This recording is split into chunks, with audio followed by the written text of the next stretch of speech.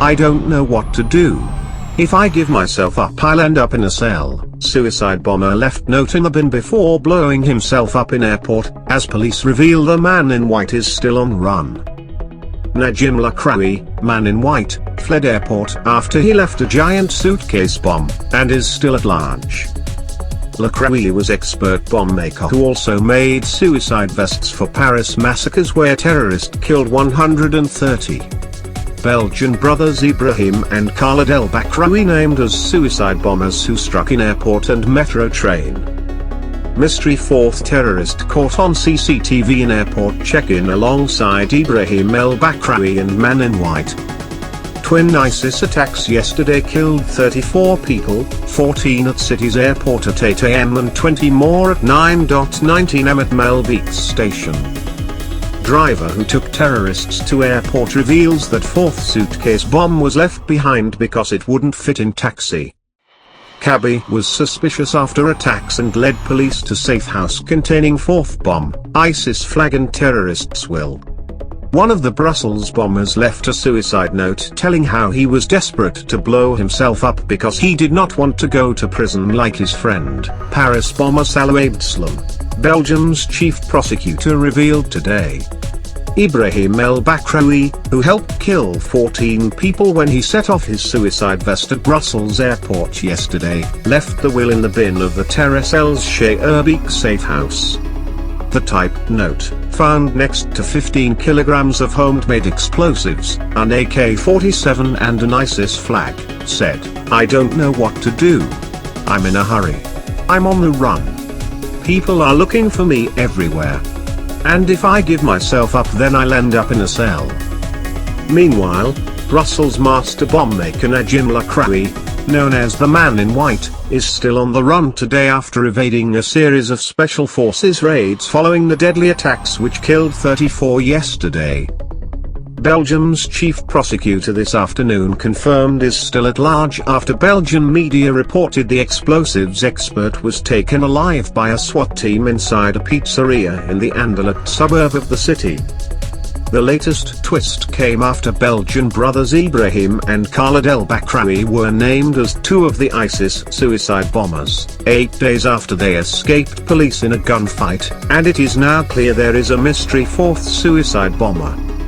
Laachraoui is suspected of rigging up the suicide vests that helped kill 34 in twin attacks yesterday, and is believed to have done the same for the Paris terrorists who murdered 130 in November. He went on the run after leaving a suitcase packed with explosives and calmly walked from the terminal moments before the airport massacre at 8 am Tuesday. Today federal prosecutor Frederick van Leeuw said it was the largest of all the bombs but it failed to go off. Just 79 minutes after the first attack, Khalid Bakraoui detonated his suicide vest on a Brussels metro train at Maelbeek station, killing 20 people. The possible fourth bomber pictured on CCTV in the airport is believed to have blown himself up alongside Ibrahim Bakraoui, who police say was identified by his fingerprints. Laachraoui was already one of the world's most wanted men, having built the suicide vests used in the Paris attacks and went on the run with Khalid, one of the other Paris massacre masterminds, before hiding in Brussels for 4 months. Today it emerged there could have been another suitcase bomb set off in the airport, but the ISIS fanatics couldn't fit all their explosive-packed bags into a taxi outside their safe house. They refused to let the driver touch the bags, prompting him to later contact the police about their suspicious behavior.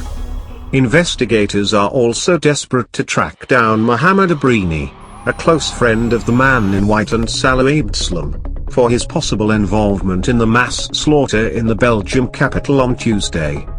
Yesterday's twin terror attacks on the Belgian capital left at least 34 people dead and are believed to have been revenge for Khalid's capture.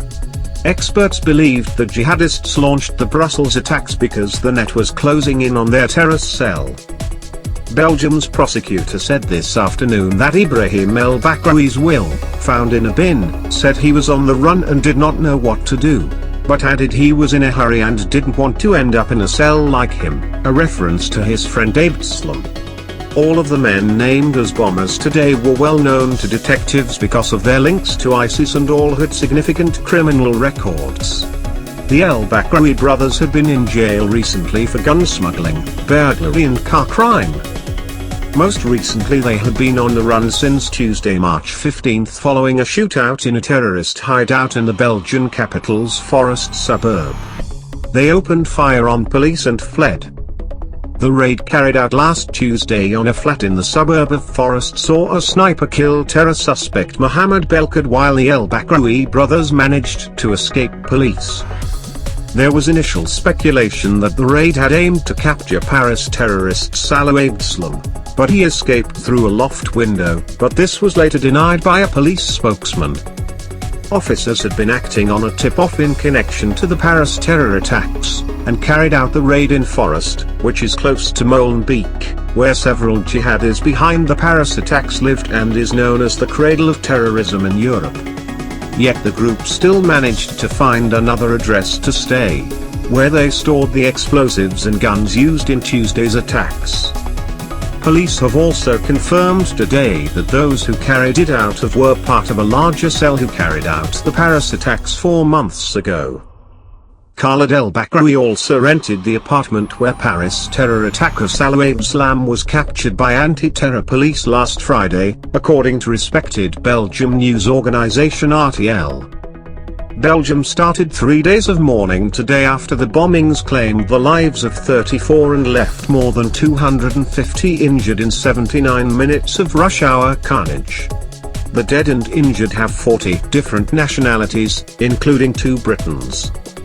Despite a government warning to stay at home, thousands have gathered in the center of the city to light candles, leave flowers and write messages of hope on the ground in defiance of the terrorists who carried out the worst terror attacks in Belgium's history.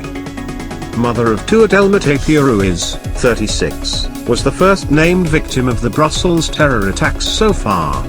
The Peruvian national had lived in Belgium for 9 years, was on the way to visit relatives in New York with her twin daughters when she died in the double suicide bombing at Zaventem Airport. Tapia's 3-year-old twins Maureen and Alondra, and her Belgian husband Christopher Delcom, survived the explosion on Tuesday morning. Brussels-born law student Leopold Hecht, 20, was seriously wounded in the explosion at Maelbeek metro station, and later succumbed to his injuries. The third victim, whose identity has been released, was also killed in the metro bomb. Olivier de Lespes was reportedly on his way to work at a government organization for Belgian French speakers, when he died in the second bombing. The girlfriend of a British father missing after the Brussels attacks is among desperate relatives searching the city's hospitals in the hope of finding their loved ones.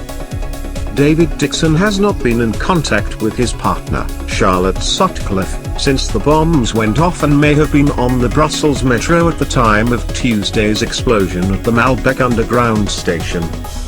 The IT programmer, who lives in Brussels but is originally from Hartlepool, County Durham, was travelling to work yesterday morning but did not arrive at his office. The 53-year-old would have travelled through Maelbeek station, where the attack happened. Friends have been appealing for information on his whereabouts on social media and asking anyone with information to contact his Sutcliffe. American siblings Sasha and Alexander Pinchowski were at Brussels airport at the time of the 2 explosions inside a terminal and have not been seen or heard from since the incidents. Thank you for watching. Please subscribe to us on YouTube, Facebook and Twitter. You can visit us on www.therealthingmeme.webs.com.